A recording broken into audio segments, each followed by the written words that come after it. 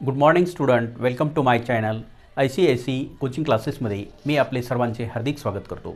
विद्यार्थी मित्रांनो, मी आपणास शिकवत आहे इयत्ता 8वीचे गणित आणि ह्या गणितामधले आपण 16वं प्रकरण पूर्ण केलेले आहे आणि आज आपण नव्यानं हे 17वं प्रकरण बघत आहोत. त्या 17व्या प्रकरणाचं नाव आहे वर्तुळ, जिव्हा व कंस. वर्तुळ, जिव्हा व कंस.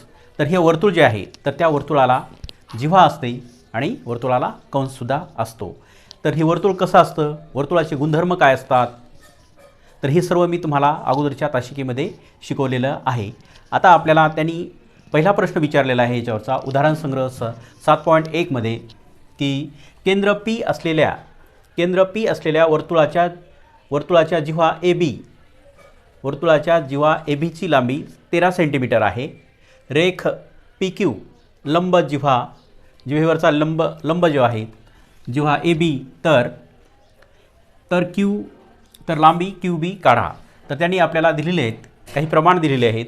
त्या सांगितले लांबी AB दिलेली आहे आपल्याला 13 सेंटीमीटर आणि त्याचबरोबर रेख PQ लंब जिव्हा AB हे दोन प्रमाण आपल्याला दिलेले आहेत. त्याच्यावरून वर्तुळाच्या गुणधर्मावरून आपल्याला असं सांगता येईल की वर्तुळाच्या केंद्रावर टाकलेला लंब हा जिव्हेला दुभागतो. तर ही वर्तुळाचं केंद्र आहे आणि याच्यावरून आपण जर या जिभेवर लंब टाकला तर तो कसा असतो, त्या जिभेला दुभागतो म्हणजे त्या जिभेचे दोन भाग करतो. तर मग या गुणधर्माप्रमाणे काही लांबी आपल्याला QB काढायची सांगितली, लांबी QB. मग लांबी QB बरोबर काय येईल, सूत्र त्याचं काय येईल, 1/2 गुणिले लांबी AB. तर ज्यावेळेस आपल्याला ही लांबी AQ आणि QB याची कशी आहे, ही समान आहे आणि ह्या टोटल AB ची लांबी किती दिलेली आहे, 13 सेंटीमीटर. म्हणून आपण त्याला कितीनं भागणार, त्याला 1/2 भागणार. म्हणून लांबी QB बरोबर 1/2 गुणिले 13. AB ची लांबी किती दिलेली, 13. म्हणून मग बेसख 12 आणि बेपंचे 10 म्हणून 6.5 सेंटीमीटर ही QBची लांबी आलेली आहे. तुमच्या लक्षात आलं, आपण वर्तुळाच्या गुणधर्माप्रमाणे आपण हा वर्तुळ केंद्रातून जिभेवर टाकलेला लंब हा जिभेला दुभागतो.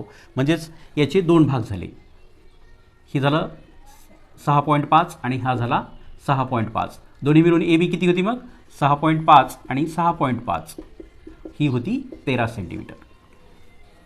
आलं लक्षात पहिलं उदाहरण. आता आपण दुसरं उदाहरण बघूया.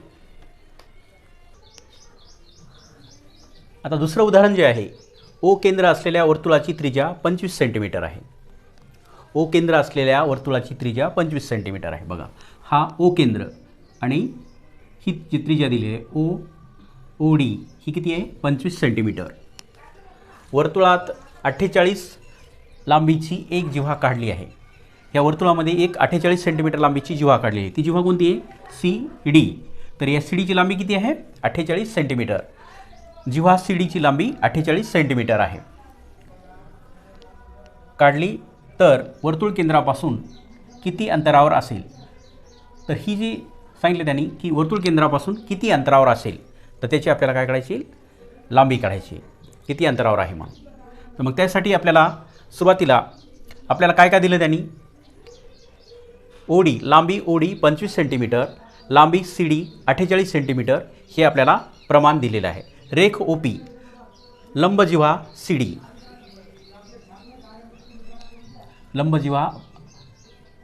CD टाकलेली आहे. ओला काय टाकलेलं आहे, CD टाकली. CD ही जिव्हा आहे. OP आणि लंब टाकलेला आहे हा OP. तर मग वर्तुळ केंद्रातून जिव्हेवर टाकलेला लंब हा जिव्हेला दुभागतो. तर हा लंब टाकलेला आहे, OP हा लंब आहे आणि यांनी काय केलेलं आहे, जिव्हेला विभाजन केलेलं आहे. जिव्हेचे दोन भाग केलेले आहेत. मग दोन भाग कोणते झालेत, एक CP आणि दुसरा PD. म्हणून PD आपल्याला काय करायचं, PDची जी लांबी आहे तर ही PDची लांबी आपल्याला काढायची आहे. PDची लांबी दिली का, नाही, डायरेक्ट CDची लांबी दिलेली आहे. म्हणून लांबी PD बरोबर 1/2 गुणिले CD. म्हणून PD बरोबर 1/2. आता CD ची लांबी 49 सेंटीमीटर दिलेली आहे म्हणून इथं आपण 48 लिहिले आहेत. मग त्याला 1/2 भागायचं आपल्याला. तर बे एक बे दोन्ही 4 आणि बे चौक 8, म्हणून ही पी डीची लांबी जी आहे, तर पी डीची लांबी किती आलेली आहे 24 सेंटीमीटर.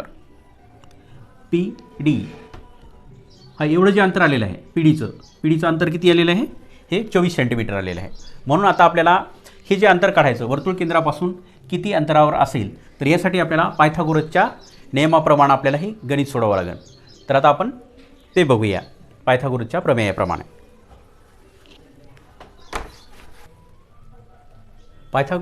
पायथागोरसच्या प्रमेयानुसार त्रिकोण ओ पी डी काटकोन या काटकोन त्रिकोणात, हा पी कसा आहे, हा काटकोन त्रिकोण आहे. तर ह्या पायथागोरसच्या प्रमेयानुसार आपल्याला काय काढावं लागेल, आपल्याला जी काही बाजू दिलेली आहे समजा, तर जे दिलेलं नाही तर ते आपल्याला काढायचं आहे. लांबी ओडीचा वर्ग हा आपला याच्यामधला काय आहे, कर्ण आहे. तर लांबी ओ पी वर्ग अधिक लांबी पी डी वर्ग. तर आता आपल्याला ओडी दिलेला आहे, ओडी किती दिलेला आहे 25 सेंटीमीटर, म्हणून 25चा वर्ग. आता ओ पी वर्ग आपल्याला दिलेला नाही, तर ओ पी वर्ग आपल्याला काढायचा आहे, अधिक पी डी वर्ग आपल्याला दिलेला आहे. पी डी वर्ग किती दिलेला आहे 24, म्हणून 24चा वर्ग.